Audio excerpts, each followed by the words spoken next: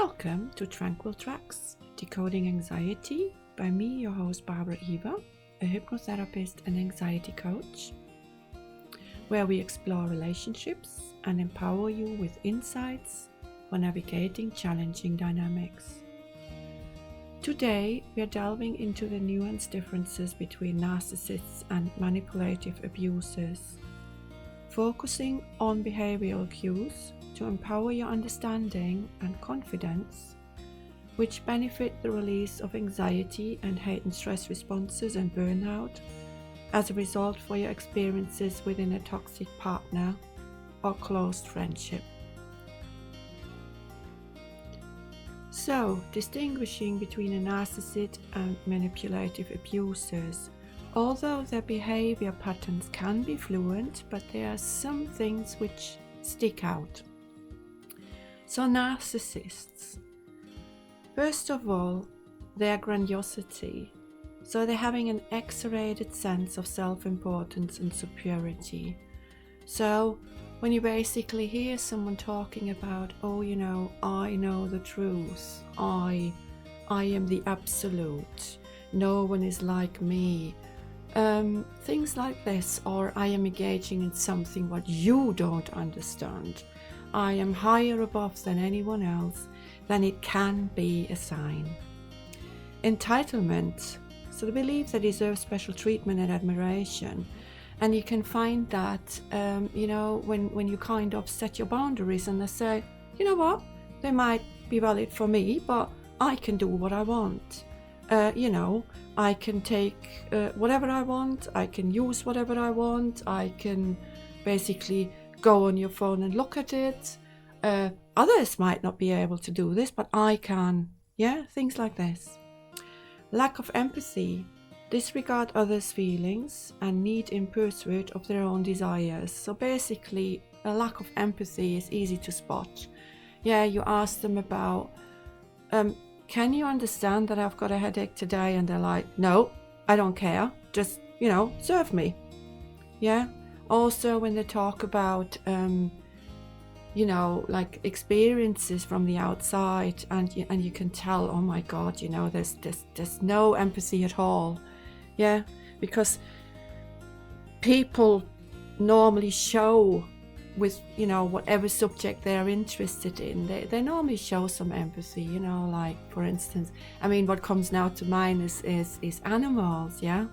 So people show normally empathy for animals, and if they're basically capable of saying, well, I don't care if that animal is now really, really hurting or in pain.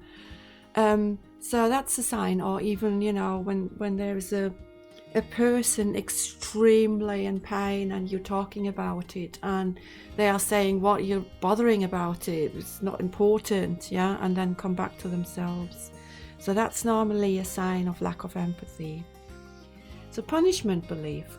They often believe their victims deserve punishment when they perceive a slight or wrongdoing. Well, that is really a big thing. So, I'm just sharing something out of my own experience. So basically, I've been sent away to, when I've done something wrong, to basically have to think about my own punishment, which I deserve. So, So as a child, so I'm only giving you this as an example because that is really a sign. Yeah, if your partner or your friend really actually thrives in the punishment of you and thrives that you are basically suffering and doesn't show any signs of, oh gosh, maybe I went too far there, and oh gosh, maybe we should talk about it, right? That's definitely can definitely indicate that they're believing, you deserve that, and they're basically relishing themselves in it. So then there's something like love crumbs. So employ intermittent reinforcement by offering affection or validation sporadically to maintain control. So what does that mean? Compare it with dog training. They're throwing crumbs. So every time you basically step back and you think, you know what, should I actually be treated like this? And they basically sense that you are gaining your own sanity basically back. They throw you something, they throw you a love crumb. So for instance, you love to go out, so they're saying, come on, get your lovely dress on and we're going out, and they do something you really love. And what the difference is, you will be really you will be really surprised about this. You're going to say, oh gosh, why is this all of a sudden? Yeah, I've been treated so bad and now all of a sudden, gosh, okay. And you will be really, really extra lovely because you're feeling so privileged in a way. So that's love crumbs. And they train you basically to go for those love crumbs. So you're going to be extra nice to get the next love crumb basically being thrown, because you loved the time with them. The idea, oh God, it could change. And spending time with them and saying, oh my God, if I'm extra nice, it might happen again. So something like this. So flying monkeys, they enlist allies of flying monkeys to support the manipulation and gaslighting tactics. So basically, what they can do is they can basically, you went out and you didn't behave as they wanted you to, and then they point out, yeah, my friends are thinking, you're not a nice person, and you do this and this and this, and they're basically involving friends. So either they are involving your own friends in kind of throwing like thought crumbs into them. So like, she always comes to light, don't you think that is a bit? Or they are basically just giving you examples why people don't like you, and make you think. So basically they make you think, oh, maybe he's right, or maybe she's right. Oh gosh, maybe I am really not a nice person. Maybe I should really, be better, and things like this. So, hoovering. Attempt to suck victims back into a relationship through false promises or manipulation after a period of disengagement. They often keep secondary resources, so of energy, which means they keep already someone else in the line, yeah, but they're not ready yet to basically serve them and admire them, so they still need you. That's a source of energy. Until they secure that person of completely admiring them, and that means it's a primary source. So basically you are the primary source right now, and they can't let you go yet, but they are already having or can have another person in line, which then basically you're going to get discharged and they are going to be with them. So they're hoovering you back in, which means they are trying to, oh yeah, I'm gonna get better, and I understand, and I'm so sorry that I did it, and I promise you what will be better, and I promise you that they will improve, and I promise you that they're gonna do more with you, or whatever made you step away from them, they're gonna promise you to do this. And believe you me, it will not happen. They only want you to hold you in the loop until they have secured the next primary source. And then we have narcissistic rage. Well, that can be displayed as an intense, disproportionate anger and aggression when they perceive their self-esteem or self-worth is threatened. Now, there is different levels of narcissistic rage. But I tell you now, if it is something like beating you up or something like this, get out, get help, get out. It will never change. I'm really, really telling you this. So this is not for you to even, think about what's following next. Get out.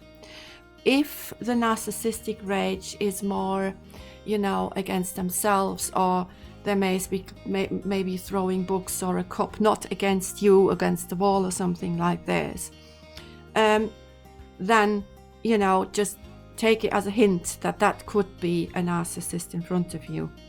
Anger and aggression can also be shown with deeply hurt people, or you know, with people who just have, you know, they haven't dealt with their own issues. But narcissists have a specific way of showing their rage when you dare to question them, or when you dare to argue with them or discuss with them, because their self-esteem or self-worth is threatened. And to know this, a narcissist hasn't got that much self-esteem or self-worth they seem to display to you.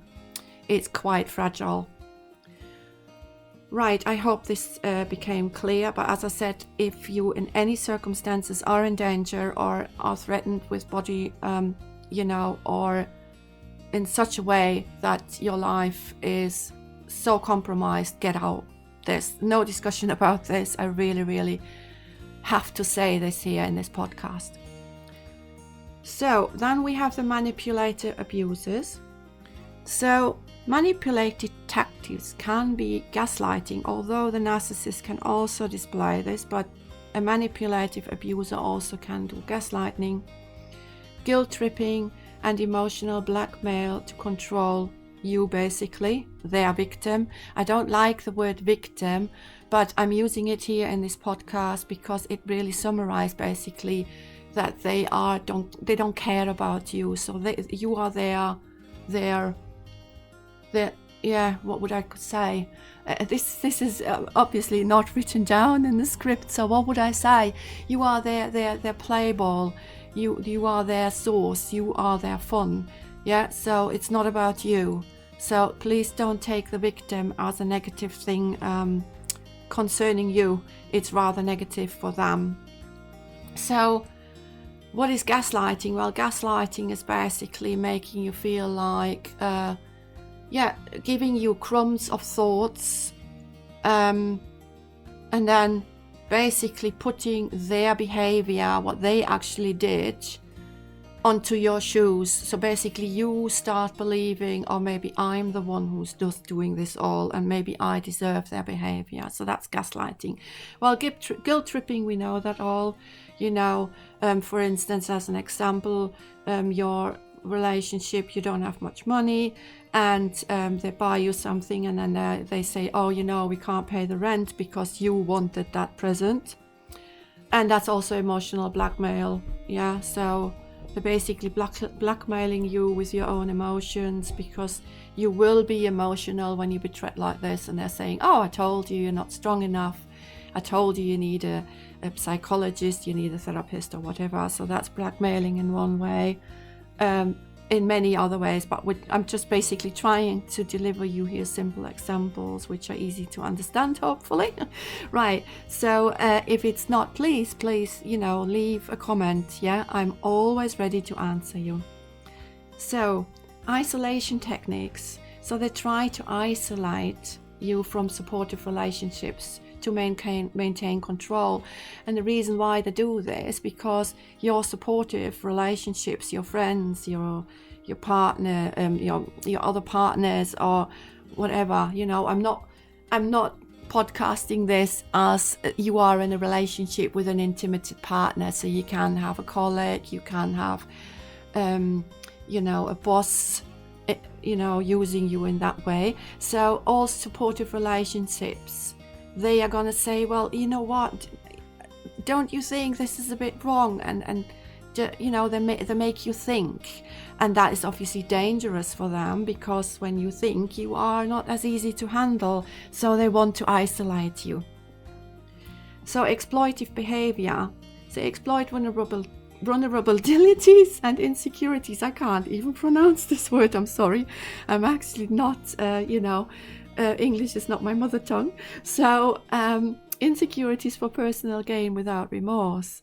So basically they exploit your weaknesses. You think your weaknesses, yeah? So if you are a very empathetic person, they will exploit that, because they will say, oh, you know, I don't feel very well and you have to take care of me when you want to do something for yourself, when you want to go out with a friend, or you know, when you want to just read a book or something like this. Oh my God, you know, it's me here. I am so and so, yeah. Or insecurities, like you feel insecurity in your body, you know, and you go out and you have got a really nice outfit on, and they say, well, do you think that's the right way to go out, really? You look like ... And then they, you know, kind of make you feel really miserable, and you just lose the confidence to go out, and your day or your night is going to be really miserable, because you're constantly thinking, oh, maybe they're right, maybe really I should have listened, I don't feel very well, and things like this. So insecurities can also be, oh gosh, I can't handle certain things, right? I can't go to this job interview.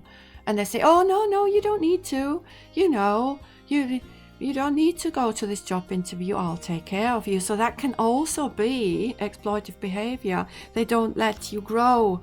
They don't, you know, because they want you there, yeah? They want you under their control. So everything what makes you independent and basically a strong human being, they don't like. So there can be immediate replacement. So if you then basically get out, or you are trying to, you know, self-improve, and you are realizing, you know, that is not for me, they line up a new target. Before they're even ending the current relationship, they will try to end the relationship. They will not want that you end the relationship. They will try to end the relationship before you can take action. And if that is the case, there might be, but obviously it's always might, isn't it? There's no totality here. They might already have someone else in the back pipe. Right, and then projection and blame shifting. They shift responsibilities onto their victim, so basically onto you, for their own actions and faults. Whether you might stand there and say, excuse me please, is that not what you did? Yeah, they're like, no, remember, you know, you did this and then this and this happened.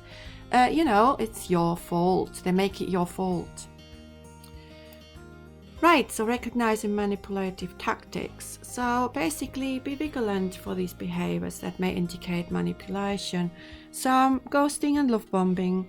So alternates between extreme attention and withdrawal to confuse and control emotions.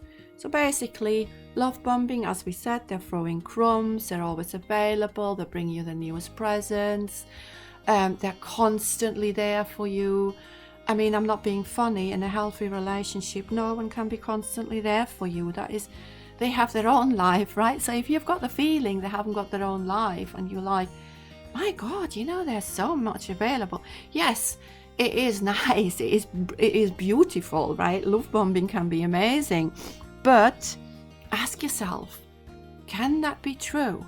Because, you know, a normal person with a normal life who's not, you know, kind of manipulating you, they will say, you know what, today I haven't got time, but I love you, I appreciate you, but, you know, I haven't got time, I'm doing something with a friend. And ghosting, well, ghosting is the meanest thing people can do, because basically then you, after the love bombing, yeah, and you are basically, yeah, loving it and being in an empathetic connection, they all of a sudden are not there. They don't answer your text message, they don't answer your phone calls, they ignore you completely, and you basically then drift from euphoric into, what the hell happened? What went wrong? Why don't they answer my text messages? Oh my God, what's going on, right? And you feel really bad. Ghosting is a really bad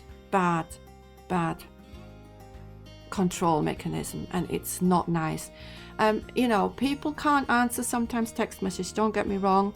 Yeah, sometimes someone is busy and it takes a day, but real friends or real partners will answer, and they will say, I'm sorry, I've been busy because I've done this and this and this, not ignoring you. Yeah, we can do this, or yeah, it's lovely to hear from you, or something like this. They give you appreciation. Ghosting is manipulative behavior to control you. Basically, they're doing this on purpose. They know it hurts, and they do this to control your emotions, because you will be in an emotional turmoil, and that is exactly what they need. And then they start with love bombing again. So basically you go from hot to cold to cold to hot to hot to cold. Right, discrediting and idealizations. So there are cycles between that. You get praised excessively and then devaluated in the same time. So this is also maintaining power and control. So they praise you and they say, oh my God, you're the best, whatever happened to me. You're so good in what you're doing. You're amazing. And basically really putting it on. And then all of a sudden they say, you know what? You're thinking you're that good. Well, you know, I've just joked about it. You're not that good. You know, everyone else is better. Look at her. Look at him. You know, they're doing so much better. You know, so you're like, oh, what is it now? Am I really now the creme de la creme, or am I really that bad? So again, putting you in power and control of your emotions and your thought processes, because you start thinking, don't you? You start thinking, and that's what they want. You start doubting yourself. That's what they want. So that you come back crawling to them and use them as a, oh God, can you help me? I'm so bad. I'm not good, you know. Can you help me? Can you please be my hero? That's what they want. So projecting and blame shifting, we had that already.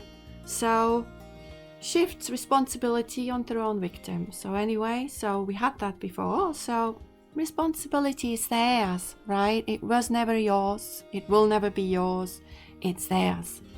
But they're doing it in such a subtle way sometimes that you really need to step back a while and think, was this my fault? And you will realize it wasn't, because they just are so clever in blame shifting. So in hoovering, we had this already. So, but I'm just actually recalling it. So after a period of absence, of breakup, or of just ghosting, they're hoovering you back. They say, oh, I'm sorry, I've been so busy. You know, I've realized how much I missed you. Oh, I will do what you want. Please come back. I know I'm a bad person. Yeah, that's the only time when they hoover that there will something like, I'm such a bad person. I'm not very well equipped to lead relationships. I'm not very well equipped to lead people. You know, like your boss can be something like that. Or your colleague can be something like this. I'm not really, I can't do this. And I really need your help. Come back. And they don't mean this. They don't really mean to change. They don't really believe what they're saying. It's really just an attempt to get you back on the hook. Okay, so that's very clear here. It sounds amazing. It sounds, maybe I should give him another chance, or maybe I should give her another chance. And no. It's hoovering. It is amazing. I have been on the receiving end, and tell you, I walked back and got hurt. So don't believe it. Go to your best friend and talk about it, what's happening, and listen to them. I can really refer you to a good friend. Listen to them. Yeah? Okay, so understanding truth versus manipulation. So there's one critical difference with a narcissist and a manipulative abuser.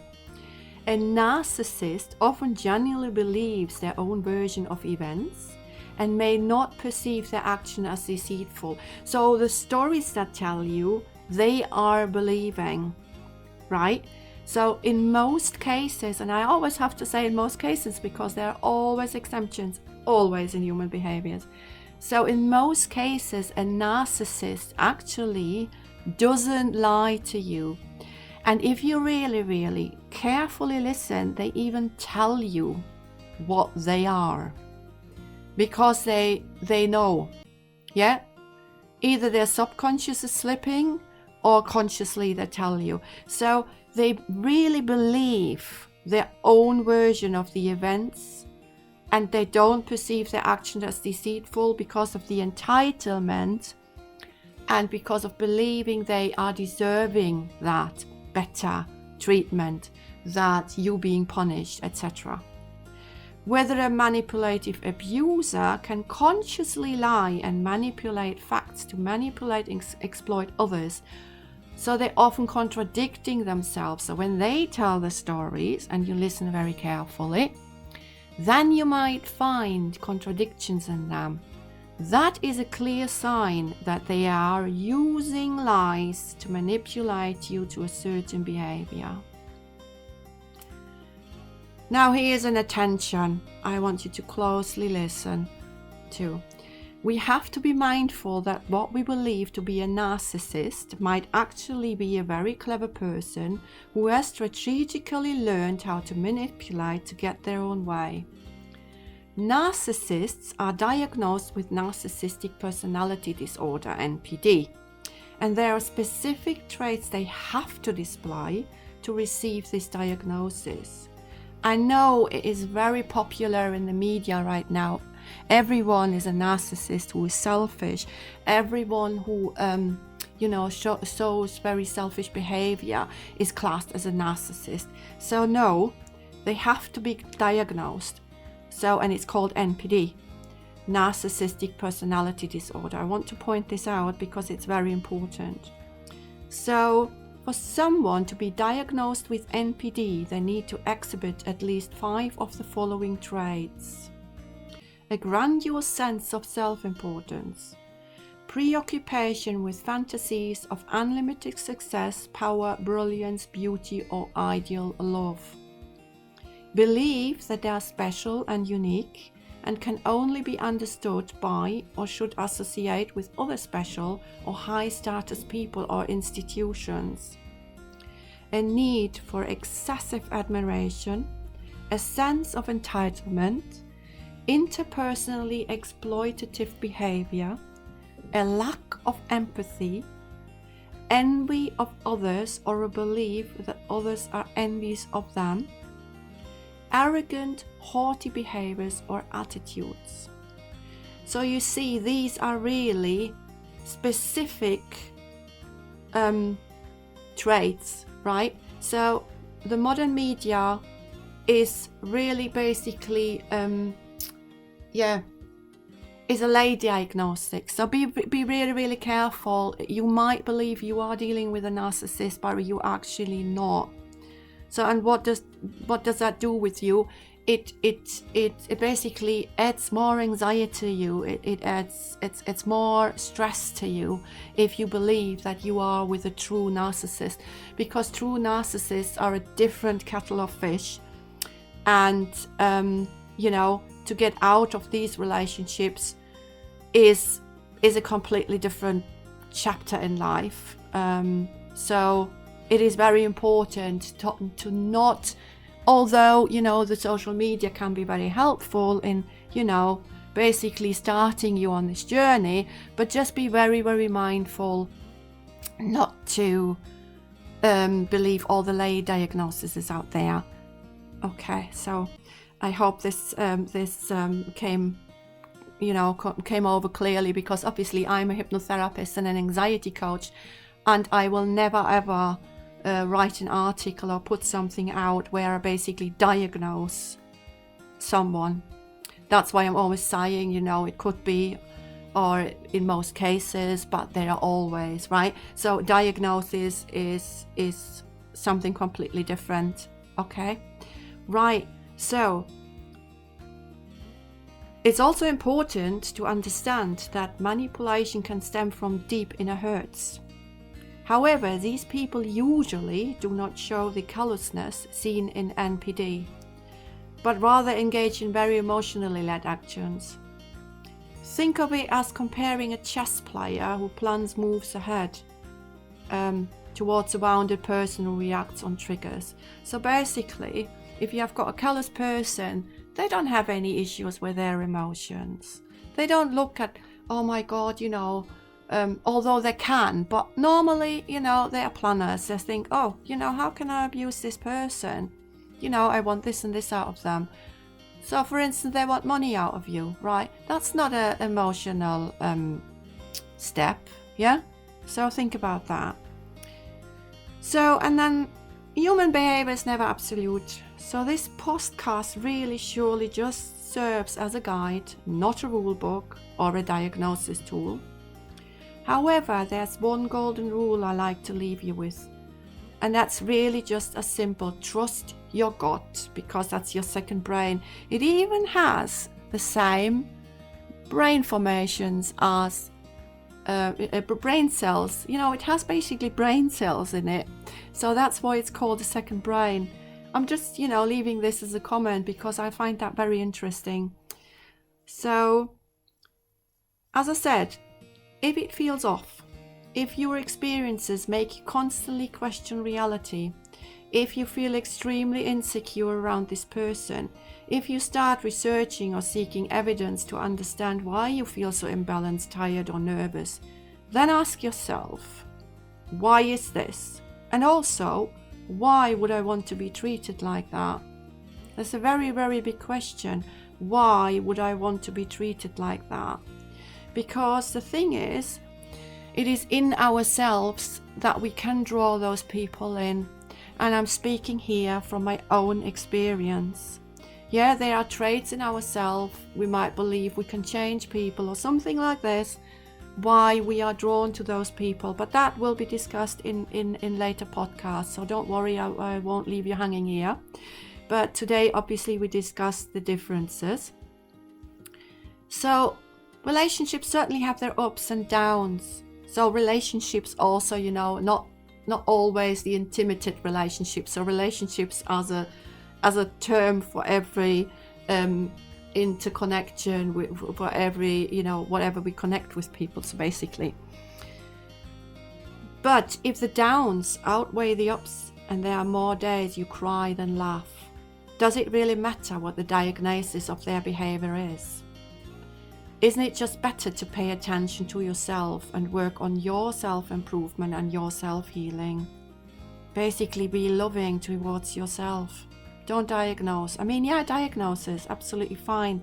I've did another podcast with this. So just click on it and, hear me out there.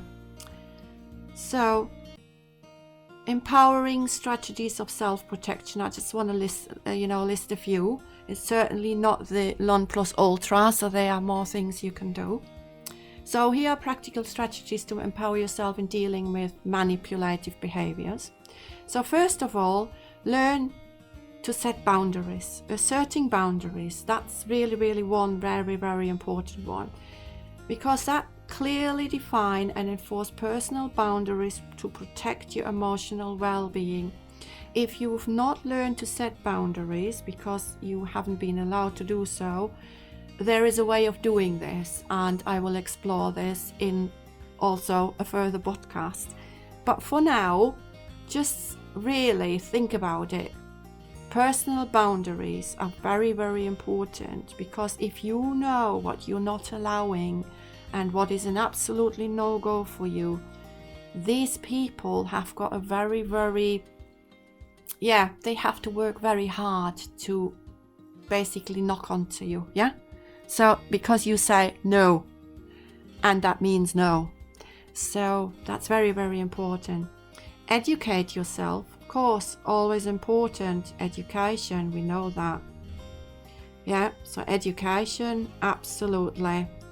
That's where social media comes in. Although it's not absolute what people are telling you, but a lot of people are sharing their own journeys, and it's quite good to read about it, because that is basically the education. Right, and then seeking support. You either reach out to trusted friends, family or professional for guidance and validation. So I'm a professional, basically. I can help you with hypnotherapy, analytical hypnotherapy, and which means I'm going in the depths, and shedding a bit of light with a torch. And obviously I'm an anxiety coach, so I can deal with the anxiety around your experiences, whether other professionals can deal, with, giving you the tools to, maybe, get your body more in shape or something like this. So, there are professionals out there, and also friends and family are not to be underestimated, because real friends, they will point things out and will say, you know what, I don't think this is okay. Although I also have to point out, when you're hooked onto those people, yes, you might need a long time to listen to them. Yeah, I can also talk there with my own experiences again. It takes a long time because you're hooked. So this is now going out to the friends and relatives and family members, and just if you have someone who you seeing hooked on those personalities, basically, or give them the time. Honestly, it is really hard, I know this, because you could just maybe shake them and say, for God's sake, listen to me, I mean you well. But when you are hooked to someone like this, you're not always ready to listen, and there will be a time when they're ready to listen. So just give them the time, and don't take it personally when I can say when we don't listen, because I didn't, so surely didn't. So just leave that here with you. Right, so, and here, this is me. Remembering seeking support and prioritizing your well-being are crucial steps. So professional guidance, yes, consulting a therapist, is not a weakness. It's not you crawling, oh God, I can't handle myself. It is a wise move, because when you're hooked, you sometimes don't see the tree in the woods.